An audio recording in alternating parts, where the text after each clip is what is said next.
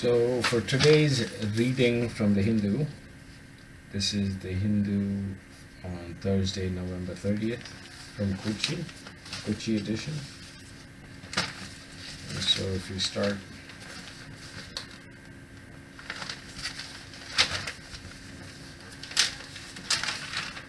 I first start off with why is it that I'm wearing a mask? It's because on page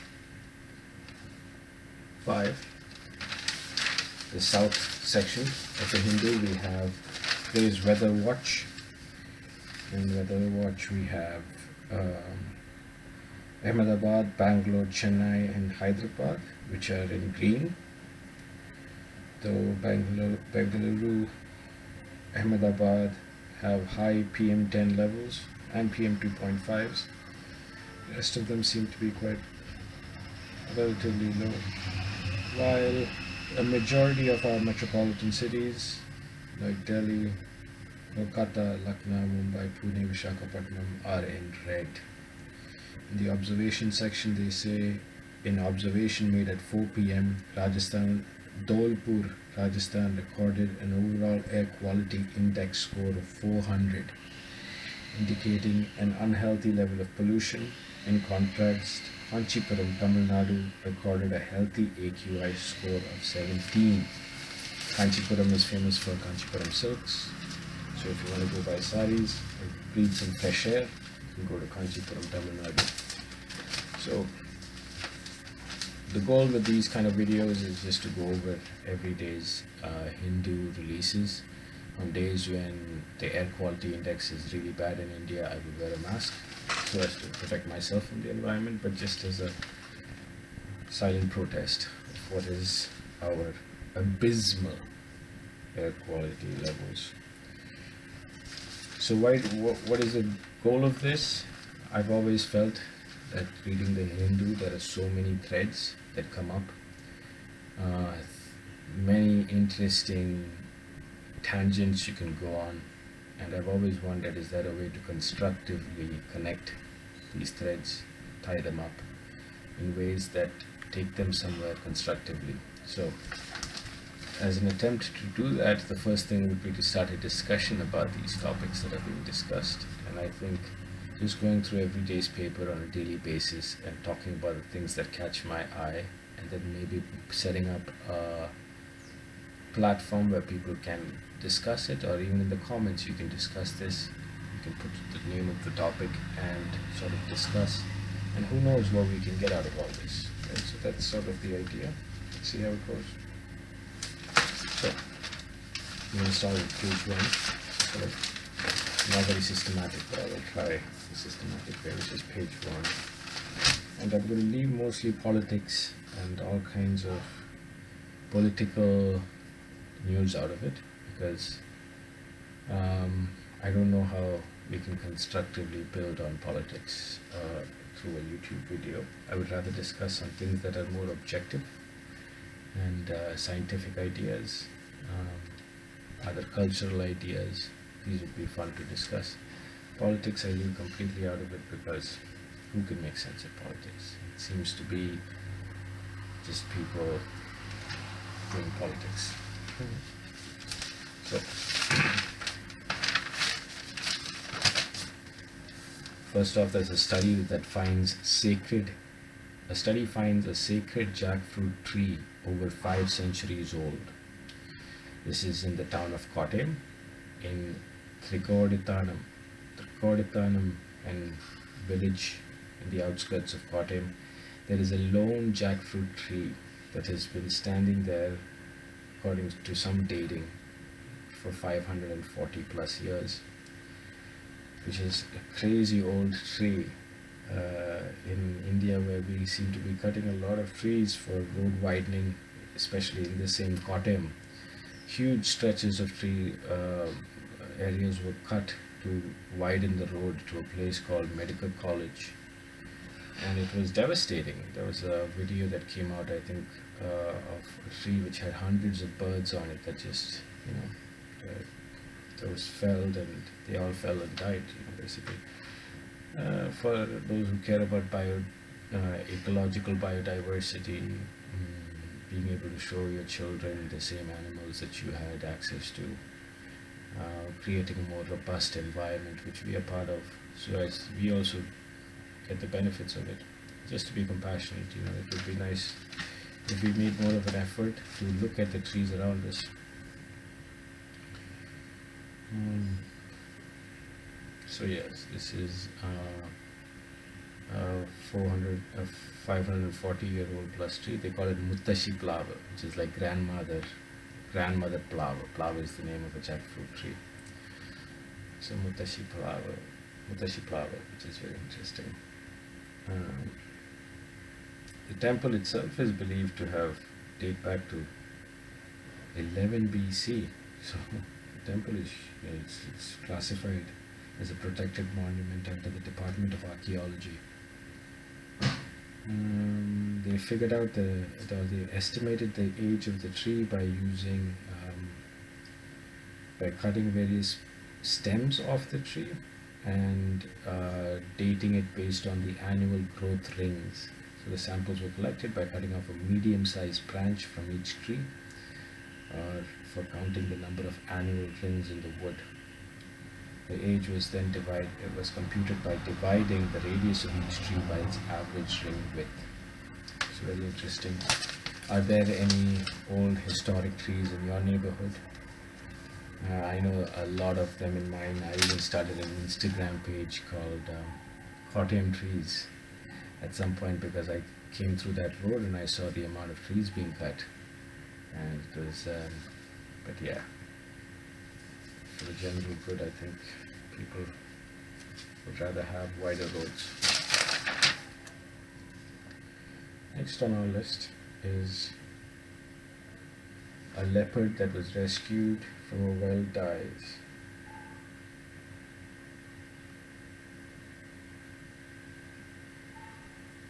So it was stuck in some primary school in Kannur, the northern part of Kerala.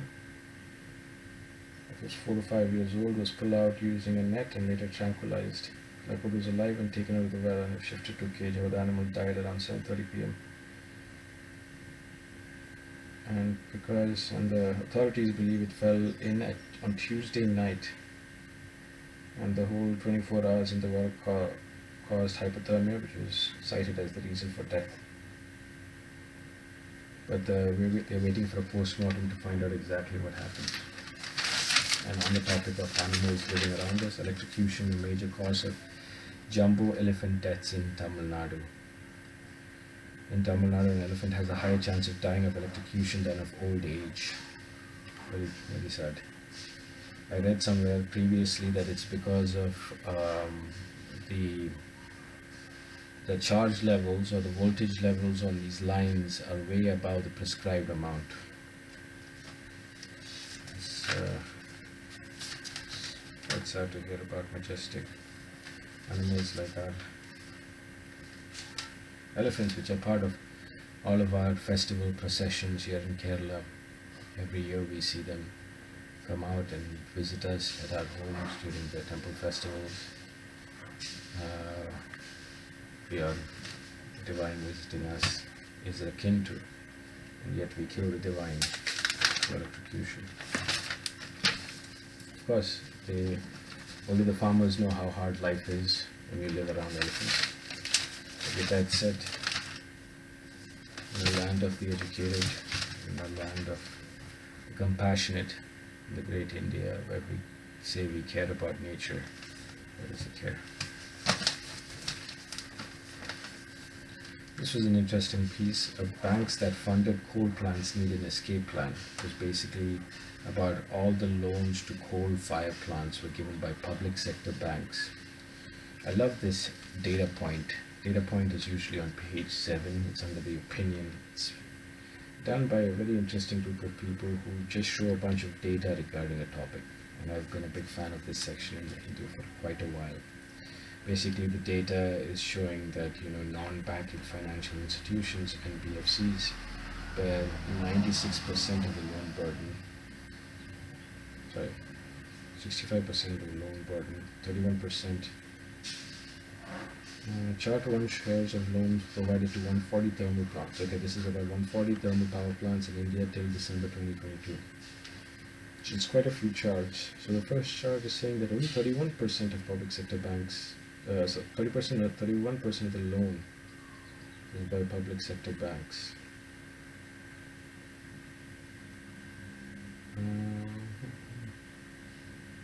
Okay, but non-banking financial institutions and public sector banks together account for 96% of the loan burden. So chart 1 is 7.12 lakh crore loans provided to 140 thermal plants.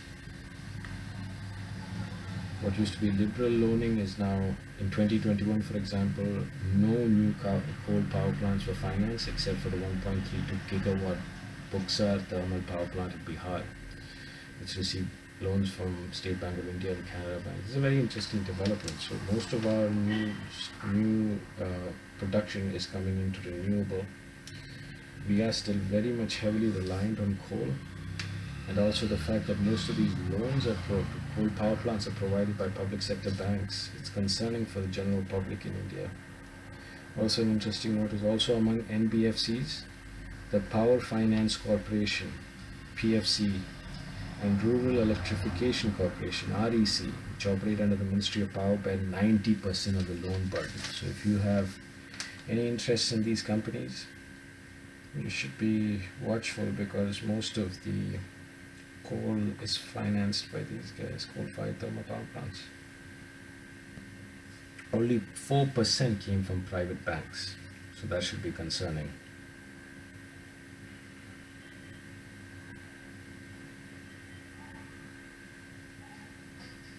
So it's a steady increase in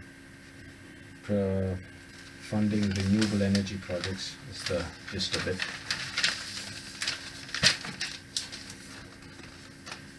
On page 8, lot of politics.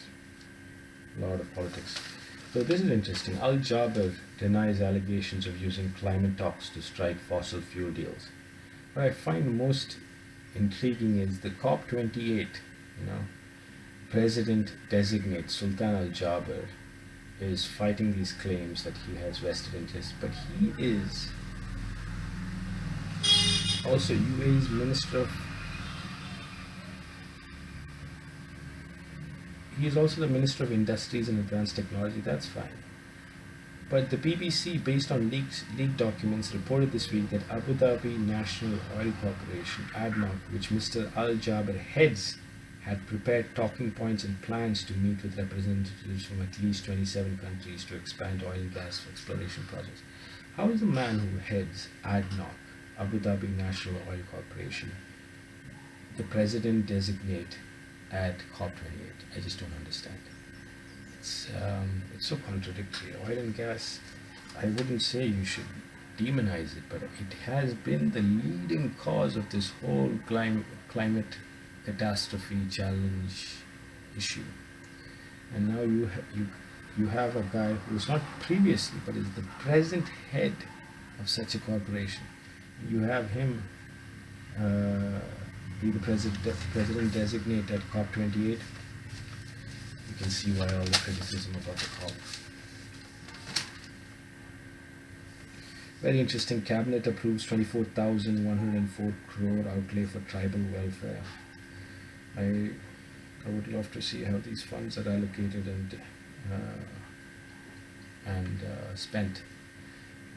From my experience with the first people or the indigenous communities in Kerala, at least, it would be lovely to see some real change coming for these people in different parts, especially if you were to talk about in Kerala, in the Pathanamthitta district, the hopeless situation that these people face there, with all the wealth going through Pathanamthitta in the form of all religious groups, whether it be Christians or Hindus or whoever, or Ayyappan Swamis. I mean, all these people are going through this area, and to see that just in the forest there are people just dying and being not even being buried, just being, the whole house is just closed in on them, which is just a aluminum sheet. You just shut the aluminum sheet on them and they just perish there. It's pathetic situation of the indigenous people in India, in Kerala. Let us hope that we come to our senses and put our money where our mouth is. All Indians are my brothers and sisters, not indigenous. Not the way we treat them, at least, that's for sure. Of all fours in rat holes, the heroes of Silkyara scrape by on the margins. This is a very wonderful, it's a really interesting article about all the rescue workers who went into the tunnel.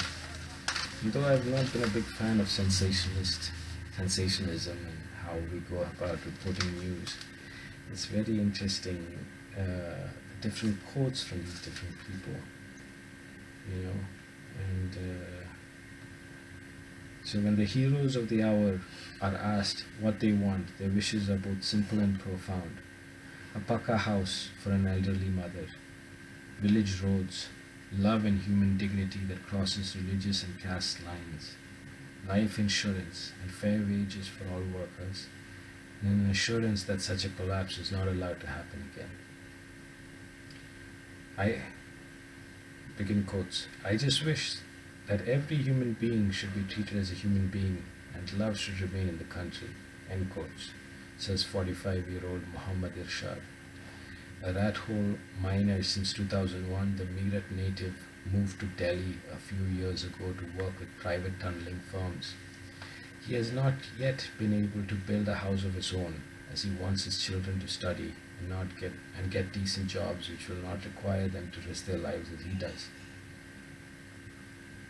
Rat hole mining is banned in India and as an unscientific and dangerous occupation, but is still practiced as the only livelihood option in areas with thin coal seams, predominantly seen in Meghalaya.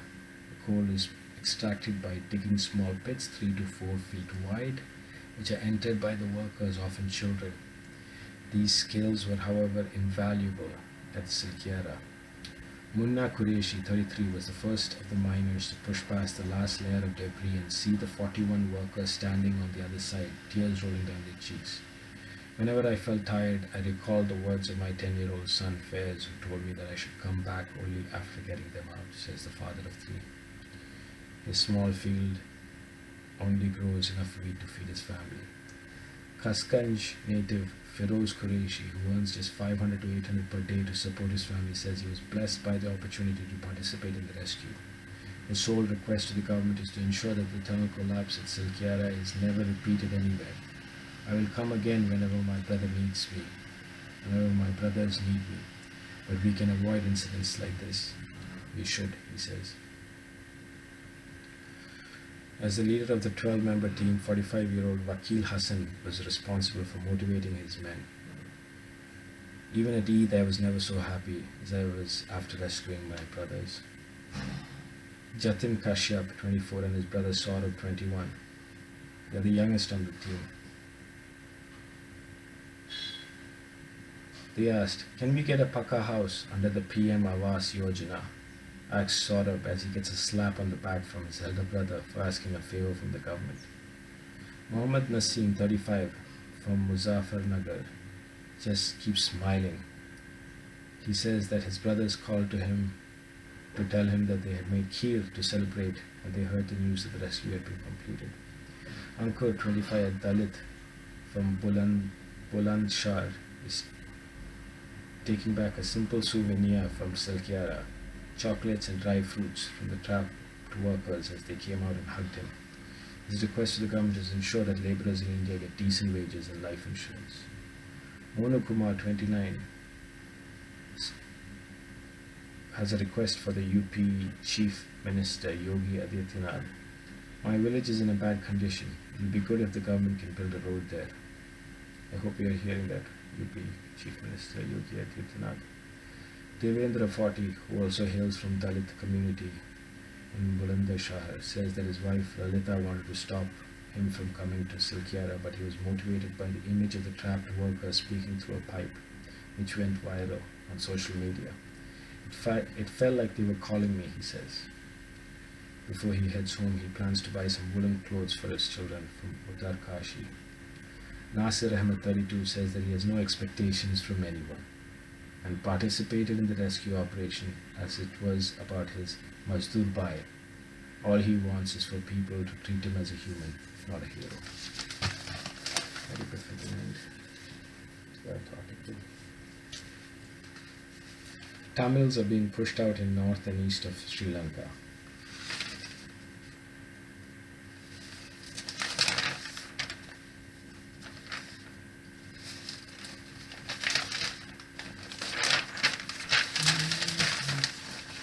So this is interesting. There's a new website to track or recover your lost mobile. It's called, it is sancharsati.gov.in. That's sancharsati.gov.in.